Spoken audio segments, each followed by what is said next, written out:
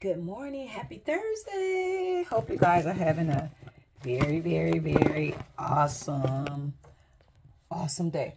So, I appreciate all the compliments and everything on my hat, but it's unfortunately it's still not ready yet. It's different steps you go in. So now that it's dry like this, now what we're going to do is buff off all the loose felt.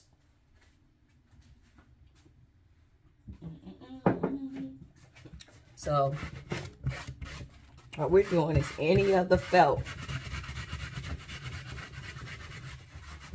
that is up there. Matter of fact, let me take you off for a second. So when I first started doing the hats, when they used to do this, I was always wondering, like, why do they do that? Because when you first making a hat, you would get, from touching it and doing all the stuff to it, you would get this felt that is kind of loose. So that's why you do the buffing to it to make your hat smooth.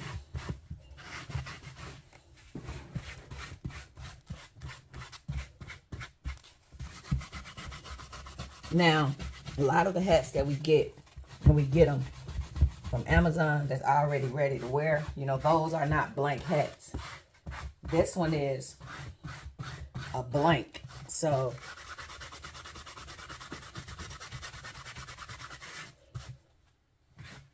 it's different steps. And you know what? I learned patience this way than try to do everything, because a lot of times, I don't know, I don't have really good patience sometimes. I try to do everything fast. And I would say when you do stuff fast like that, you mess up. They say Rome wasn't built in a day. So I learned to let it take its course. Give it time to naturally dry. So remember, we first got it, put it on the block where it was wet.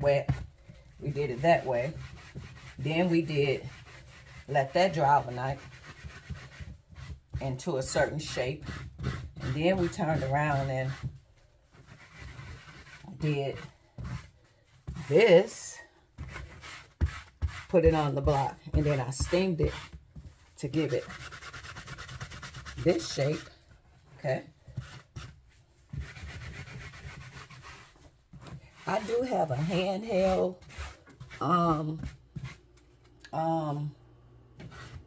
buffer, but to be honest, I ain't really got really good yet with that, and I don't want to buff a hole in it.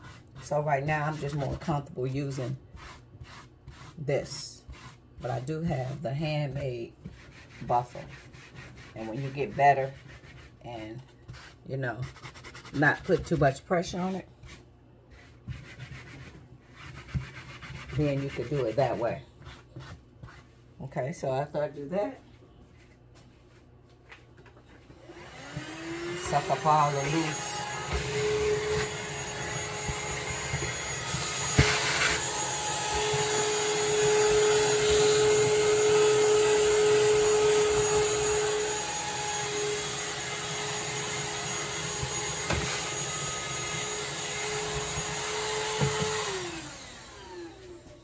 Okay.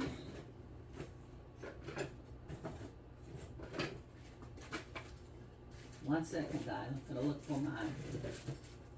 There we go. Okay. I don't want to burn my plant. My sister got me this plant. She's like, sister, I got you a plant. I'm like, thank you. So after we do that,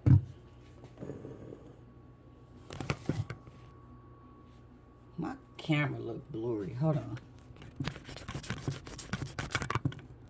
Hope that that's better. So after it's a lot better. So after we do that, we're going to spray this on here. This is rubbing alcohol. So what the rubbing alcohol is going to do, it's going to burn off all of the loose felt. Y'all see it?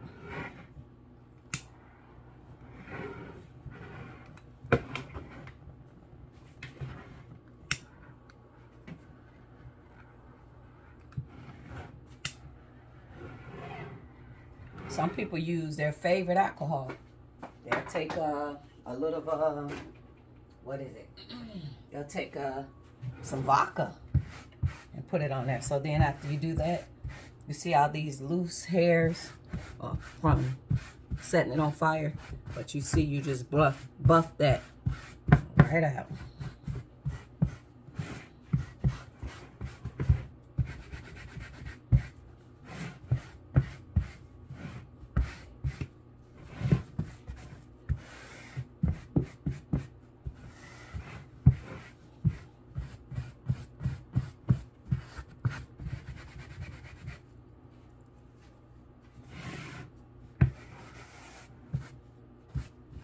Okay, so now what I'm going to do, y'all see this? This is shellac, okay? I need a brush. Where's that one brush?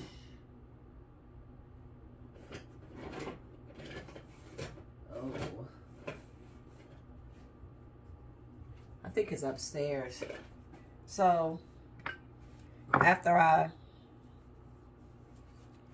have burnt off everything and then dust off all of the residue, I'm going to, so the head has, hold on, let me show you. So the head has this shape where it's floppy, so I kind of would do like a dry fitting. So y'all see that? That's the dry fitting. But you see how floppy this head is, like a floppy head. So with this shellac, I'm gonna go outside and spray it, and then we're gonna let this head dry again, and it's gonna dry stiff. And then once it dries stiff like this, you know what, I'm gonna press it. I'm gonna press this out. Do I press it? Should I press it and then put the shellac on, or should I put the shellac on? And okay, what I think I'm going to do, I'm going to go upstairs and press it to steam this in. Then I'll go outside and steam it, because that iron that I got upstairs, it's going to make this baby. And then I will steam it. Not steam it. Press it. I put the shellac on. So, yeah, because I'm trying to think, do I want the shellac on my iron? No, I don't. So I'm finna go upstairs. I'm gonna press it, and then I'll take it outside and spray it. Okay, stay tuned. Okay, guys, so we made it upstairs. So this is my gravel steam iron. I got it hooked on the door. It goes through here. It goes down the tube. And these are the professional gravel steam irons. Let's see. I probably need, where can I sit? The phone. Okay. Hold on. So I can be in the frame. I'm going to move the camera and sit you right there. Okay. All right. So my gravel iron is ready. So before I put the shellac on, I'm going to use the gravel iron, because I thought about it. I don't want that shellac on my iron, because my goal is the wedding dresses. This is what this iron got brought for. But I realized when I decided to be a hat maker, I realized these is the irons that the professionals use.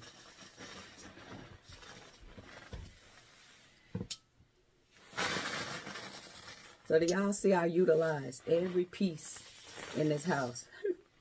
Like every room. So it's getting small. I'm running out of space.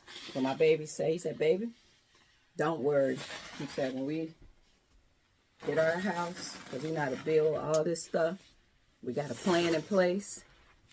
Me and him, we're going to build my walk-in closet. He said, we'll do.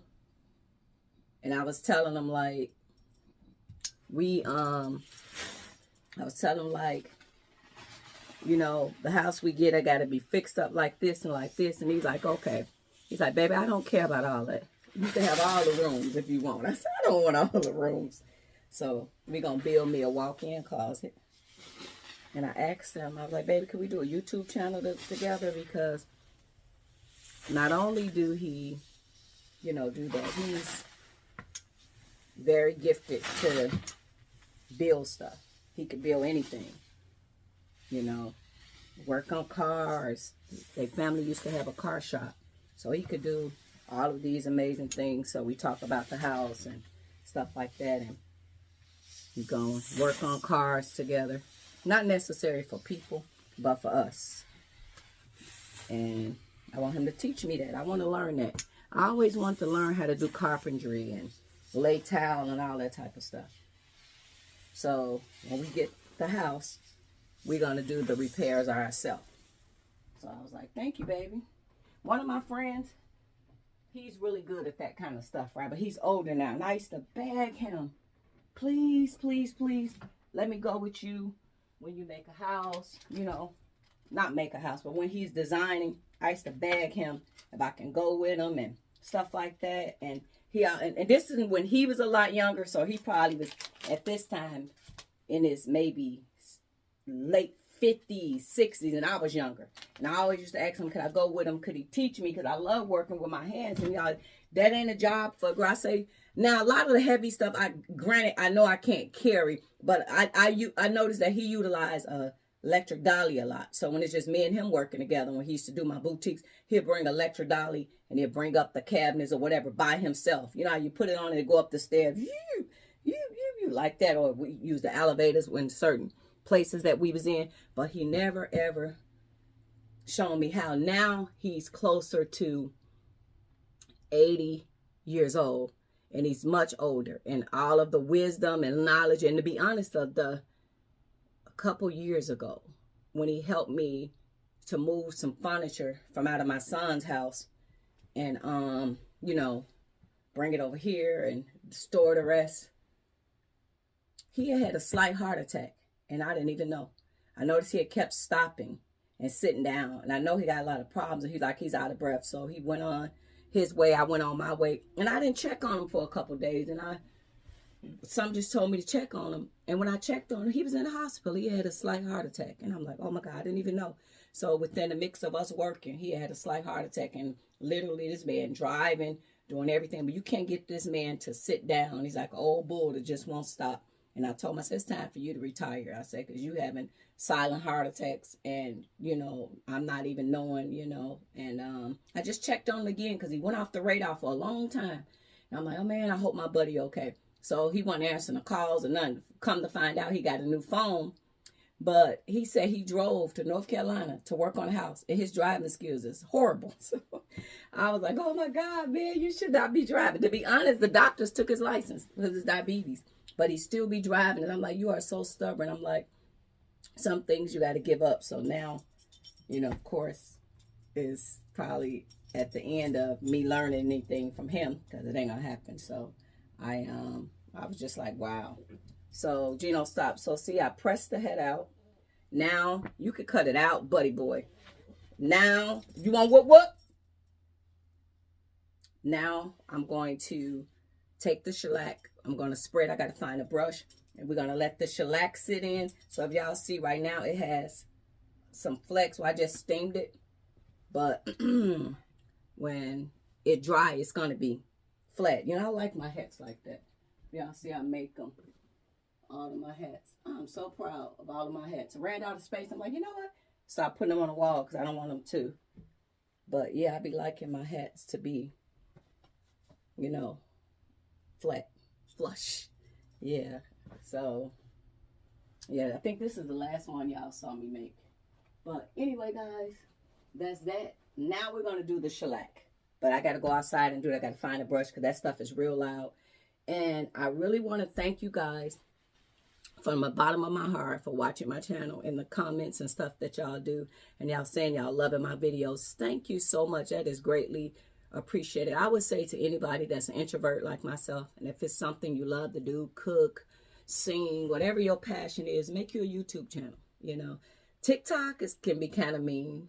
That's why I have to get off of there. Instagram can be kind of, You know what I mean? I think that, you know, you can have fun and it can go the wrong way. So I just realized that that won't work out for me. No, but I am very grateful and thankful that for you guys that stop by and y'all enjoy watching my channel, little old me, and for me to take something I'm passionate about and show you guys. So these hats I get off of Etsy. So if you ever want to get into the hat making, you'll put in blank felt hats and you go on Etsy and you do this. I buy these hats all the time from the seller, and I was asking her if, you know, if she would want to work with me, you know, like, you know, I buy all my hats from her, and in return I advertise her channel, because pretty much I love her hats. All the hats come from there, and just like, you know, she could put together me a package deal, like I give you 5 hats for this price or whatever. So she still told me she's thinking about it. She's thinking about it. So I'm like, okay, well, regardless, I'm going to buy the hats, either or.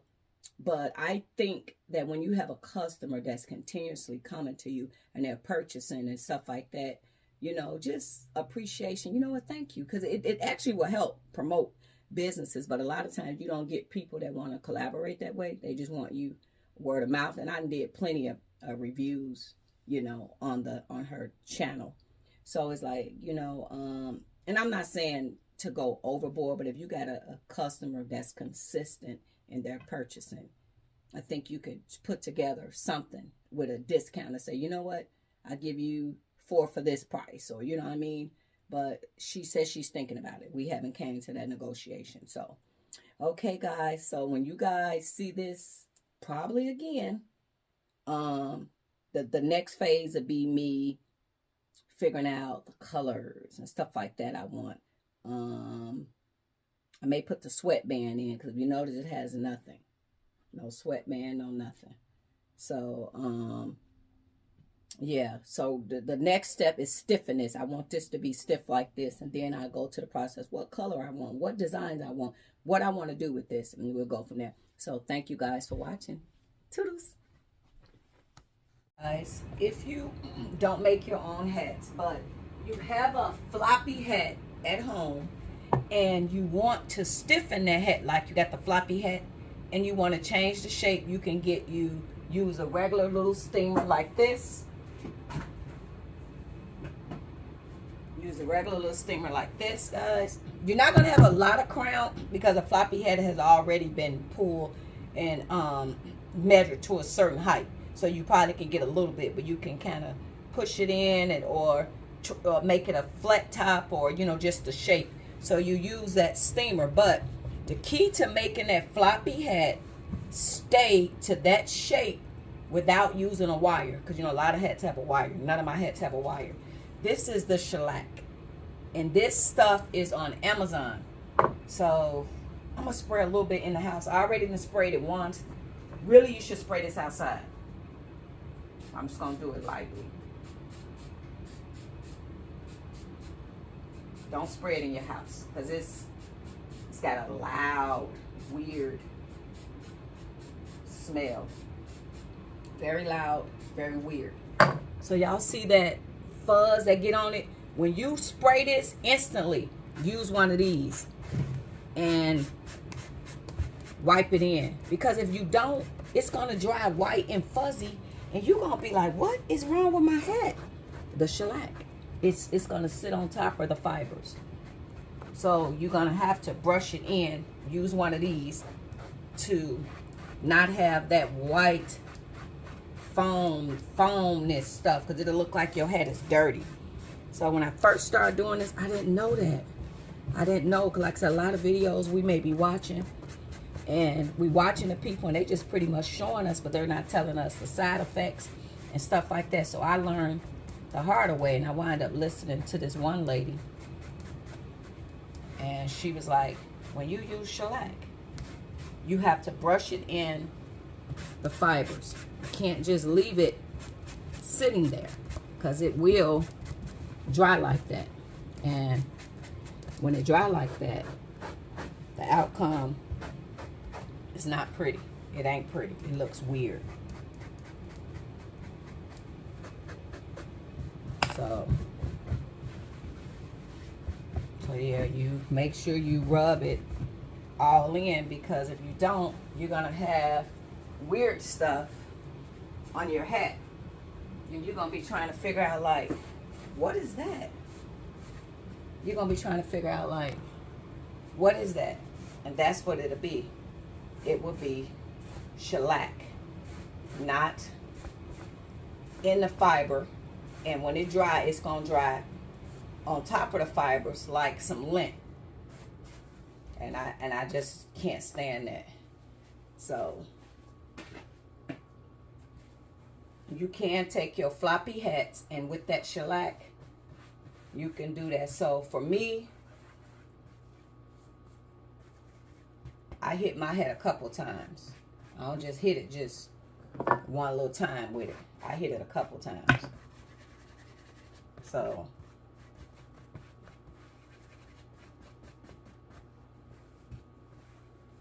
as you see, it's getting that shape and starting to stiffen up.